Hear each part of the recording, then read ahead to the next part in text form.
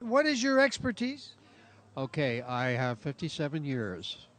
4 years were as a clerk typist for the U.S. Air Force. 2 of those years I worked for the National Security Agency, had a top secret clearance only because what I typed was confidential, but I typed a lot of forms, and I got that background, understanding the old manual typewriters, and from 55 to 58, and then I went into New York City to work for Hearst Publications, a few other ad agencies, and I finally formed my own business called Bergen Graphics.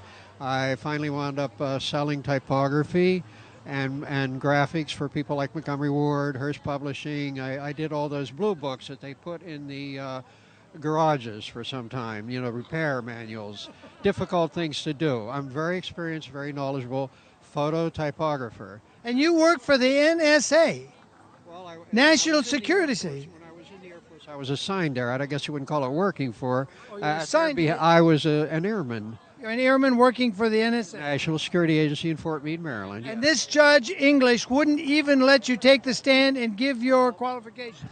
To define an expert, in those years when phototypography was in its infancy and I entered the business, everything was hot metal. Remember hot metal? Yes, I remember. Okay. There was no school. You couldn't go get trained.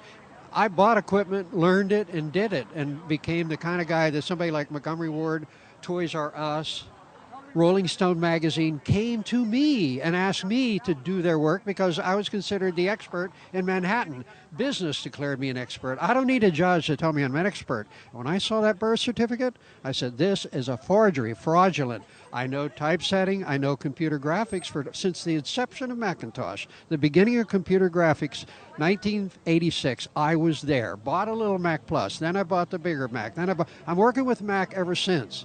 And the Adobe software, I know it thoroughly. And the minute I saw that birth certificate released online, and I saw that white halo, I said, gee, that looks just like the Adobe Photoshop filter does that. Why is that on this document? Allegedly was typed in 1961. I swear to you, this document hasn't been within 50 years of a typewriter. There's no typewriter in evidence on that document, and yet they're supposed to be typed up with a typewriter. And that's what is in the briefcase. I would have shown the judge and convinced him, you don't have to be an expert to know this stuff. Everybody who's ever seen a manual typewriter or any typewriter knows that when you hit the keys, all the letters are the same size, and all of them are evenly spaced. Why are they evenly spaced?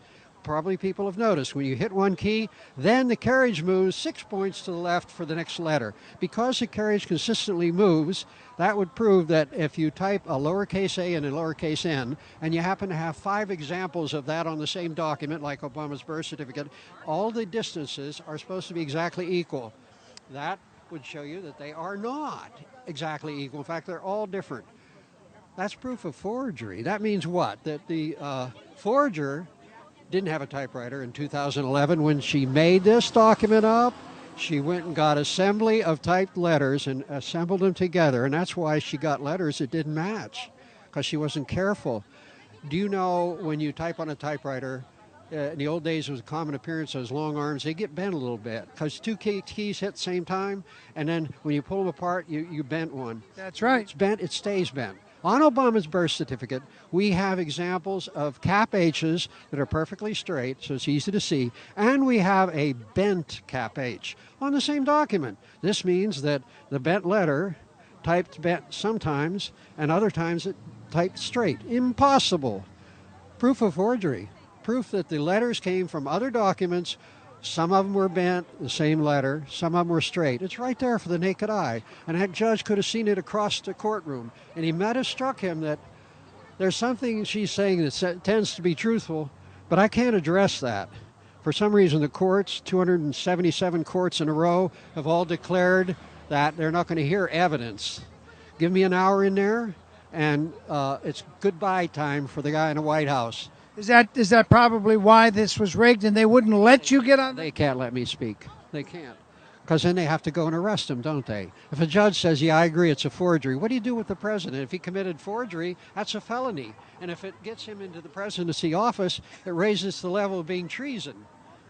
Between you and me, What? Should the president be arrested? Yes, absolutely. Because it's a forged birth A certificate. felony. You can't make a birth certificate up fake. It's a felony. Everybody knows that. He should be arrested for allowing it to be done in his name. Somebody else did it, but he attests that it was his. He knows very well. And it was a sloppy forgery, wasn't it? The worst. Bad. You can't.